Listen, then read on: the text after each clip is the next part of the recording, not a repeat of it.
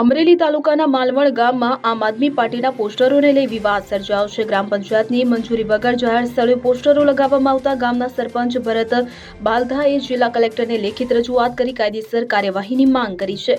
સરપંચના આક્ષેપ મુજબ આ પોસ્ટરો ગ્રામ પંચાયત કમ્યુનિટી હોલ, શિવ મંદિરની દિવાલ અને અન્ય જાહેર જગ્યાઓ પર ચોંટાડવામાં આવ્યા છે।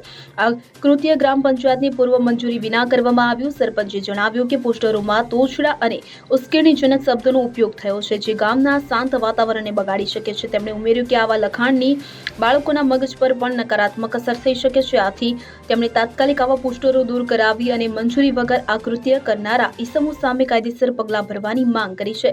આ ઘટના 2 દિવસ પહેલા અજાણ્યા લોકો દ્વારા કરવામાં આવી હોવાનું તેમણે જણાવ્યું હતું। Bureau report CN24 news. હવે જુઓ દેશ દુનિયાની તમામ ખબરો તમારી આંગળીના ટેરવે। ઉઠાવો મોબાઈલ અને Google Play Store પરથી ડાઉનલોડ કરો અમારી CN24 ન્યૂઝ મોબાઈલ એપ।